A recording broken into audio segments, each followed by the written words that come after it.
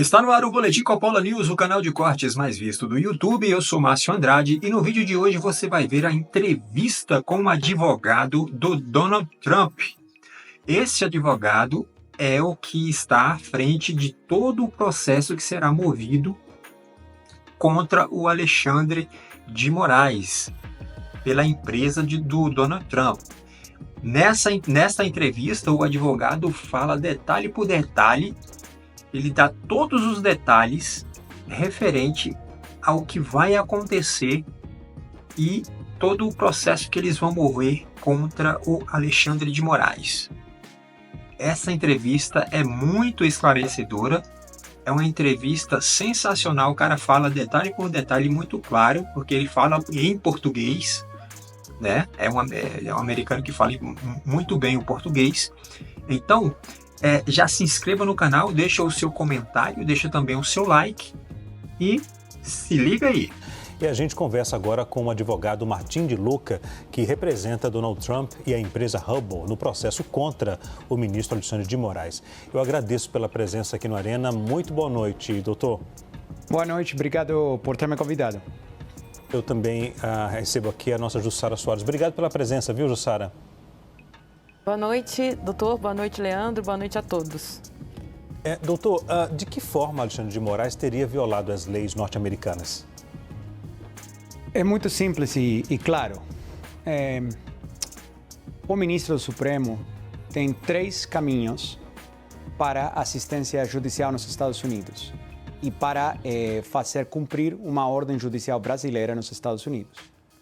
Tem um tratado de assistência legal mútua entre o Brasil e os Estados Unidos, feito desde o ano 2001, se não me engano, no qual a Autoridade Central Brasileira, o Ministério da Justiça, o STF encaminha o mandado para o Ministério da Justiça em Brasília, o Ministério da Justiça encaminha o mandado para o Departamento de Justiça em Washington, é recebido por uma unidade especializada que recebe MLATs, pedidos de assistência do mundo inteiro, encaminha, se cumpre com as leis dos Estados Unidos o pedido, é só encaminhado para o distrito correspondente, nesse caso Tampa, e aí pode ser servida e feita cumprir a ordem judicial.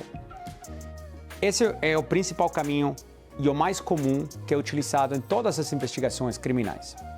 Também tem a Convenção da Haia e também tem um sistema que é utilizado menos em investigações criminais, que é cartas rogatórias. Então você tem 3 caminhos juridicamente válidos, com consentimento do governo dos Estados Unidos para fazer isso.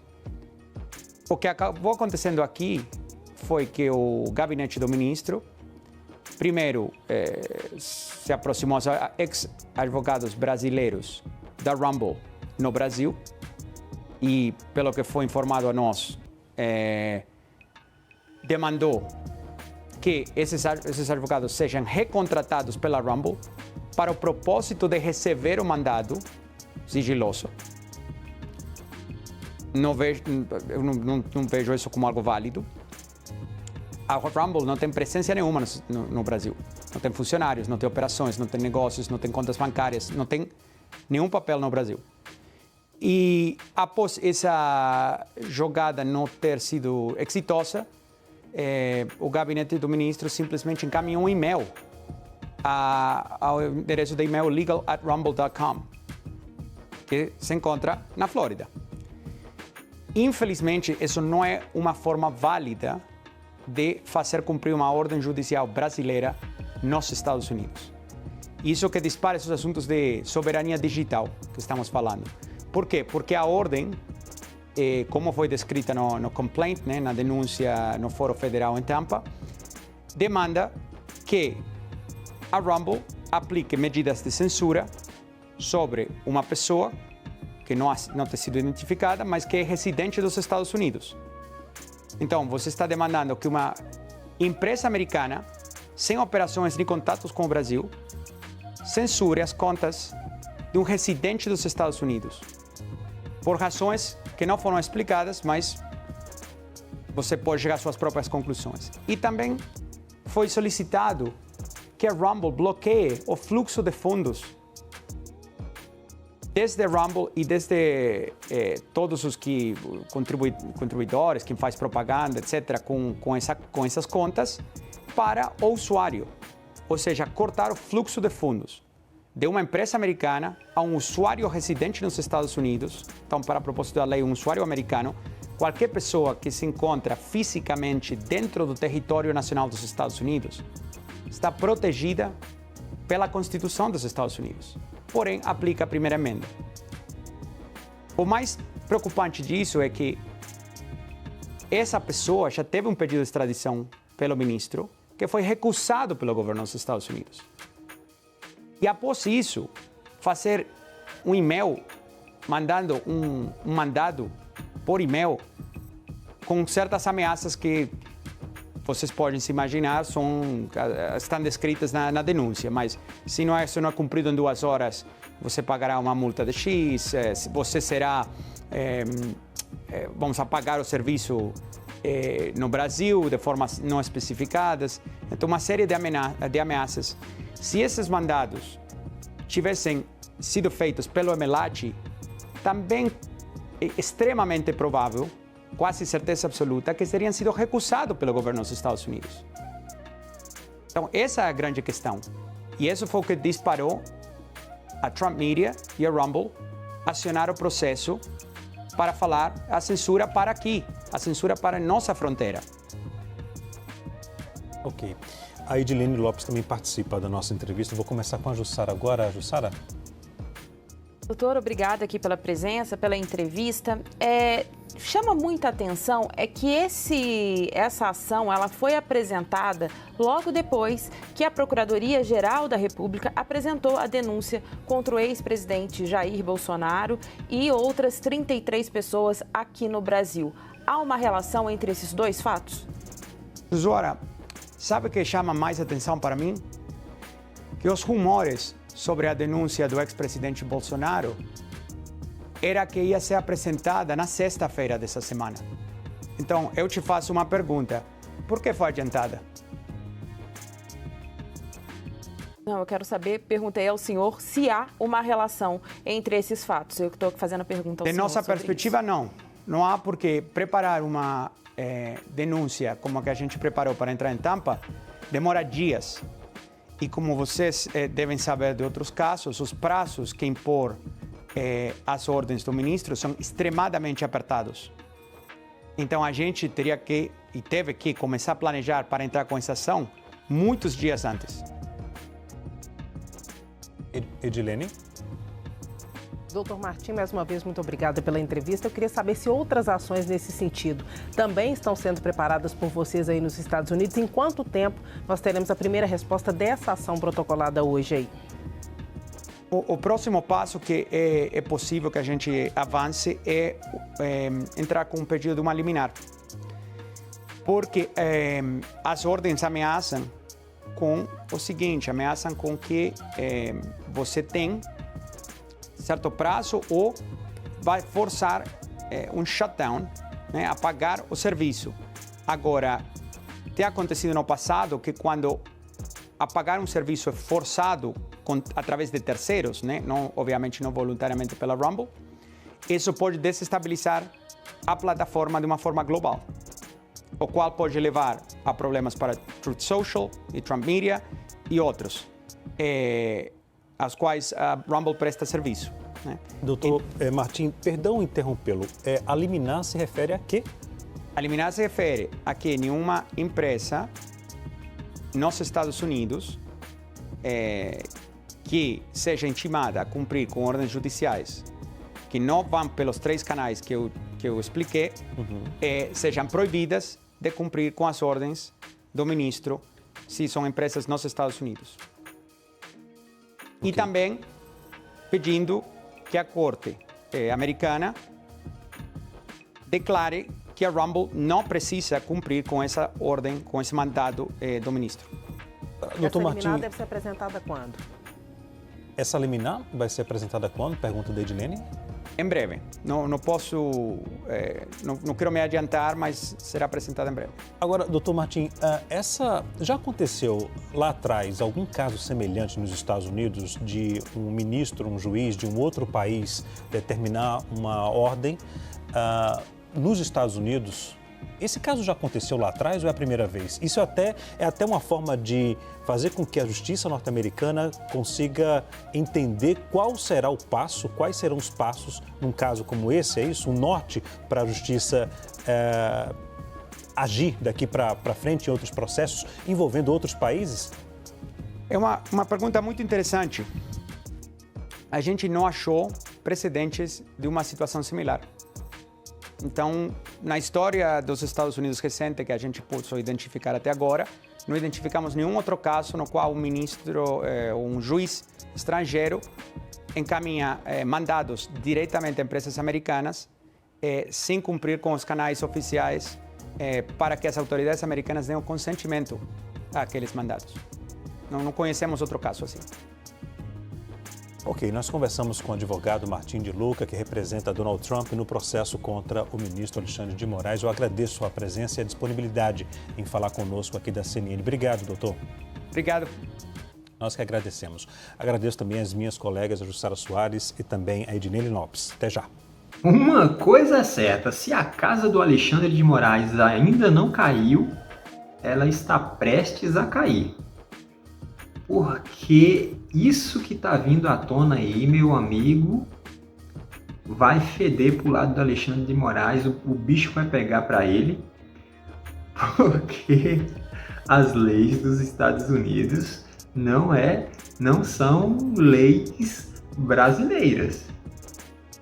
A coisa lá não fica impune, lá se cumpre as leis. Não é aqui no Brasil que tudo é bagunçado, não.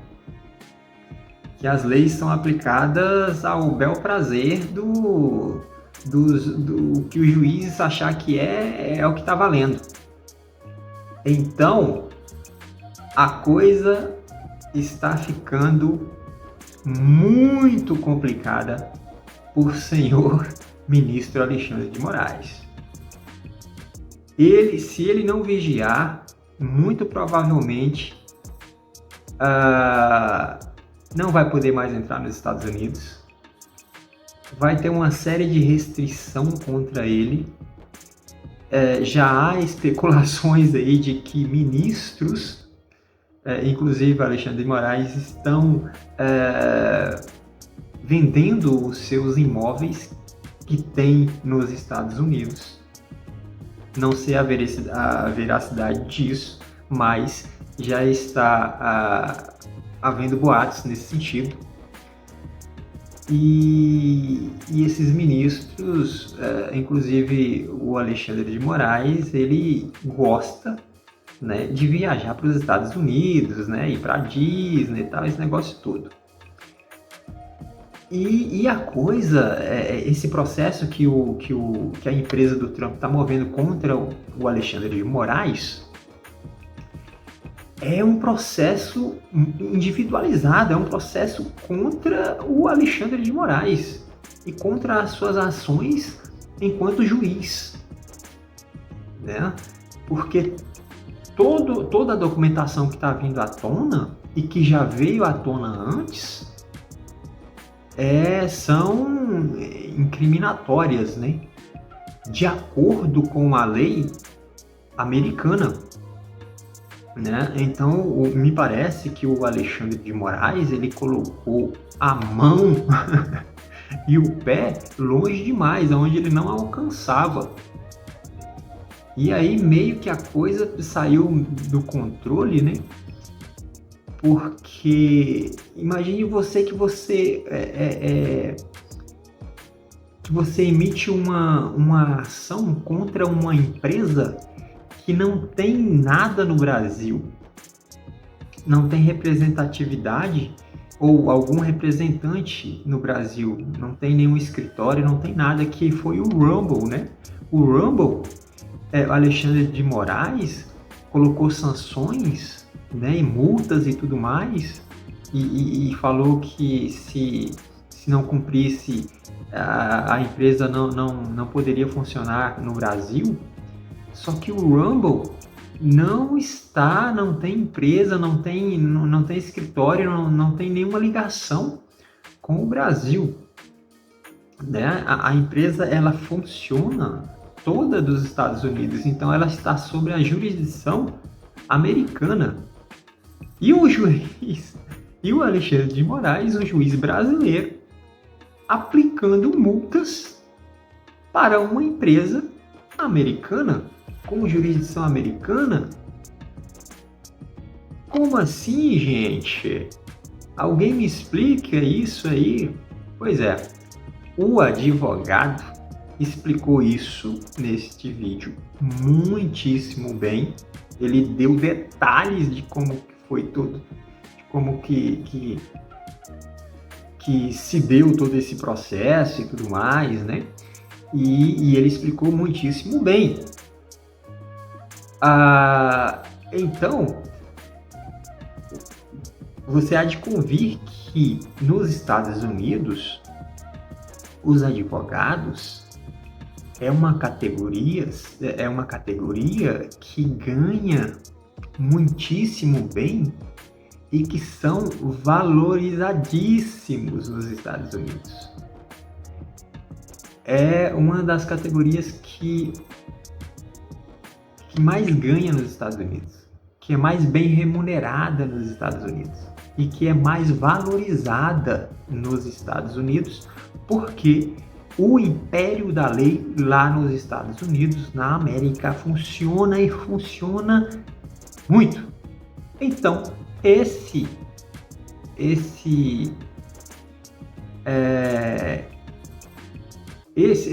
advogados, ou os advogados americanos, eles têm então essa valorização da sua profissão justamente por conta dessa demanda jurídica muito bem aplicada, né, nos Estados Unidos. Lá se aplica a lei, lá a coisa funciona. Lá não existe impunidade. Isso é tudo coisa do Brasil, né? Impunidade, brecha na lei, a lei fala uma coisa e se faz outra. Isso tudo é pataquada do Brasil. Lá é diferente. Então, quando você como um juiz, mexe com a legislação de um outro país, mexe com uma empresa que está sob jurisdição de um outro país, é complicado, é complicadíssimo, porque nesse outro país, as leis funcionam. E quando você extrapola, né? Você tem um certo poder ali e você extrapola entrando no território jurisdicional de outra nação, de outro país, que nesse caso é os Estados Unidos. Aí, meu amigo, aí já era. Aí já era, porque o caldo vai engrossar, o caldo já está engrossando e vamos ver qual vai ser aí o Deus nos acuda aí do Xandão, né? Do Alexandre de Moraes. Bom, por esse vídeo é isso. Vamos esperar os próximos capítulos dessa história que está apenas começando para o lado do senhor Alexandre de Moraes. Se inscreva no canal, deixa o seu comentário, deixa aqui nos comentários o que você está achando de toda essa história. Você está gostando do que está acontecendo com Alexandre de Moraes? E até breve.